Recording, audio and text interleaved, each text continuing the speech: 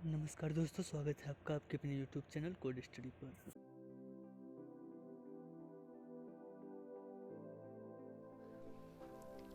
दोस्तों देखिए, हम हैकर रैंक के पेज पे आ गए हैं। आज हम क्वेश्चन सॉल्व करेंगे पाइथन में सिमेट्रिक डिफरेंस का। दोस्तों यहाँ पर देखिए कुछ थ्योरेटिकल पोर्शन दिया गया है, इसे आप अपने से पढ़ लीजिएगा। आइए हम क्वेश्चन को देखते हैं। क्वेश्चन में देखिए दिया है, टास्क पढ़ते हैं। Given two sets of integers, दो सेट्स दिया गया है जिसमें इंटीजर वैल्यू है यम और एन, दो सेट्स हैं। प्रिंट देयर सिमेट्रिक डिफरेंस, और उसके सिमेट्रिक डिफरेंस को हमें प्रिंट करना है, और वो भी असेंडिंग ऑर्डर में। जैसे मान लीजिए कि सिमेट्रिक डिफरेंस में हमें वैल्यू मिलती है 4, 6, 9, तो हमें सबसे पहले 4 को प्रिंट कराना है, फिर उससे बड़ी 6 है तो 6 को प्रिंट कराना है, और फिर उससे बड़ी 9 है तो 9 को प्रिंट कराना है। इस तरीके से असेंडिंग ऑर्डर में उनके जो डिफरेंस आ रहे हैं उसको प्रिंट कराना है। चलिए देखते हैं कि सिमेट्रिक डिफरेंस होता क्या है। तो देखिए सिमेट्रिक डिफरेंस का एक फिगर है, ये जो येलो वाला पोर्शन है वो सिमेट्रिक डिफरेंस को शो कर रहा है। तो दोस्तों सिमेट्रिक डिफरेंस निकालने के लिए पहले हमें दो सेट्स का यूनियन निकालना पड़ेगा, और उस यूनियन में से हमें इंटरसेक्शन वाले पोर्शन को सब्ट्रैक्ट करना पड़ता है, तो हमें सिमेट्रिक डिफरेंस मिल जाता है। तो अब आप समझ गए होंगे।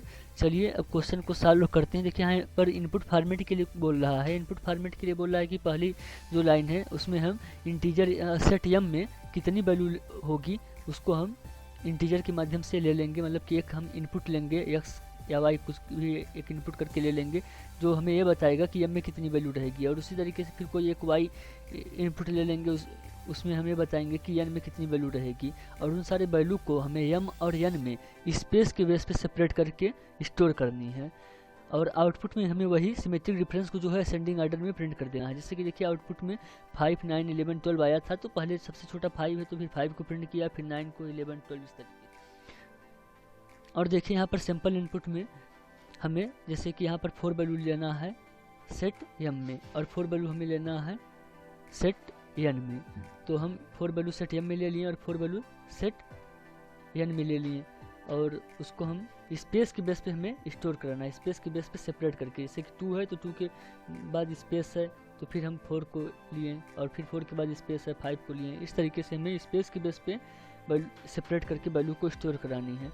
तो देखिए हमने एक इनपुट लिया, एक्स के फार्म में हमें अब ये एक्स ये बताएगा कि एम में कितनी वैल्यू रहेगी। उसी तरीके से यहाँ पर वाई बताएगा कि एन में कितनी वैल्यू रहेगी, और उस वैल्यू को जैसे कि यहाँ पर 4 वैल्यू लेना है तो हमने उसको क्या किया, हमने एक फॉर लूप चला दिया। फॉर आई इन इनपुट, जो भी हम इनपुट लेंगे वो क्या है, फॉर लूप के हेल्प से इटरेट होकर के इंटीजर आई में आता जाएगा, और फिर यहाँ पर हम उसे स्प्लिट किए हैं स्पेस के बेस पे। स्पेस के बेस पे सेपरेट होगा और वो एक लिस्ट के फॉर्म में स्टोर होकर के एम में आ जाएगा, और फिर उसी तरीके से एन में हो जाएगा, वैल्यू स्टोर हो जाएगी। अब हमें एम और एन में स्पेस के बेस पे सेपरेट होकर के वैल्यू स्टोर कर लिए, और अब हमें इसका यूनियन निकालना है। तो यूनियन निकालने के लिए अगर हमें एम यूनियन एन निकालना है तो एम डॉट यूनियन एन ये फंक्शन होता है पाइथन में, इसका आप यूज करके एम डॉट यूनियन एन करके आप दो सेट का यूनियन निकाल सकते हैं। अगर यहाँ पर सेट ए है और सेट बी होता है उसका यूनियन निकालना था तो ए डॉट यूनियन बी करते हैं। तो इस तरीके से हमने यूनियन निकाल लिया, और यूनियन को हम जी में स्टोर करा दिए। यूनियन में जो सारी वैल्यू आई उसे हम जी में स्टोर करा दिए, और फिर उसी तरीके से हमने इंटरसेक्शन निकाला, एम डॉट इंटरसेक्शन एन, ये भी फंक्शन है पाइथन में। इसके हेल्प से हमने इंटरसेक्शन निकाल लिया। इंटरसेक्शन हम एच में स्टोर करा दिए। अब हमें यूनियन में से इंटरसेक्शन को सब्ट्रैक्ट करना है, और वो जो है सिमेट्रिक डिफरेंस होगा, तो उसको हमने सिमेट्रिक डिफरेंस के नाम के वेरिएबल में स्टोर करा दिया जी माइनस एच। यूनियन और इंटरसेक्शन का डिफरेंस हमने स्टोर करा दिया। अब यूनियन और इंटरसेक्शन का डिफरेंस हमें मिल गया। अब हमें सिमेट्रिक डिफरेंस में जो वैल्यू आएगी उसको वो हमें सिमेट्रिक वेरिएबल में हमने स्टोर करा लिया है। अब हमें उस वैल्यू को चूँकि हमें स्टोर कराना है, हमें एक लिस्ट में स्टोर करा लिए, और लिस्ट में स्टोर कराने से, लिस्ट में हम इसलिए स्टोर कराए हैं क्योंकि हमें प्रिंट उसको सॉर्ट करना है। सॉर्ट करने के बाद ही तो हमें पता चलेगा कि सबसे छोटी वैल्यू कौन है, सबसे बड़ी वैल्यू कौन है। तो हमने लिस्ट में स्टोर करा लिया I for I in symmetric, तो हमने एल में स्टोर करा लिया, लिस्ट एल में स्टोर करा लिया, और उस लिस्ट को हमने सॉर्ट कर दिया। सॉर्ट करने के बाद सबसे छोटी वैल्यू पहले आ गई, सब उसके बाद दूसरी वैल्यू, उसके बाद तीसरी, ऐसे जो सबसे बड़ी वैल्यू है वो लास्ट में आ गई। अब सॉर्टिंग करने के बाद हमने एक फंक्शन लगा लिया फॉर आई इन एल, और इससे क्या होगा कि सबसे पहली जो वैल्यू है वो पहले प्रिंट हो जाएगी, फिर दूसरी लाइन में प्रिंट होगी, तीसरी लाइन में प्रिंट होगी, और इस तरीके से हमने सारी वैल्यू को प्रिंट करा दिया। और यहाँ पर देखिए अब इसको कोड को रन कराते हैं।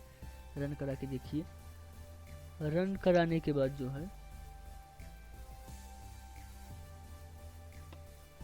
देखिए, रन कराएं, ये देखिए सक्सेसफुली रन हो गया है। अब सबमिट करा के देख लेते हैं। क्योंकि दोस्तों ये देखिए सिंपल टेस्ट केस 0 के लिए पास हो गया है हमारा, पर हम कई सारे इनपुट लेते हैं। जैसे कि यहाँ पर 4 देखिए, सेट एम में बोल रहा है कि 4 वैल्यू लेनी है, सेट बी में बोल रहा है कि 4 वैल्यू लेनी है, बट सिंपल टेस्ट केस 1 के लिए कुछ दूसरा हो सकता है। तो देखिए सिंपल टेस्ट केस में सिर्फ 2 वैल्यू लिए हैं एम में, और एन में 3 वैल्यू लिए हैं। तो सारे टेस्ट केस के लिए पास होना चाहिए, अलग अलग टेस्ट केस लेता है, हर टेस्ट के लिए जब सक्सेस होता है तब जो है आपका कोड सही माना जाता है। तो यहाँ पर सबमिट कोड कराएंगे तो कई टेस्ट केस के लिए चेक करिएगा। तो देखिए हमने सब जो है इसे रन कराया, सबमिट किया। सबमिट करने के बाद हमने कई टेस्ट केस के लिए जो है चेक किया, तो सबके लिए पास हो गया सक्सेसफुली। तो यहाँ पर देखिए कंग्रेचुलेसन बोल रहा है, मतलब कि आपका कोड सही है। देखिए यहाँ पर अगर आप कोई टेस्ट केस देखना चाहते हो तो इसे यहाँ पर अनलॉक कर सकते हैं, अनलॉक कर दीजिए।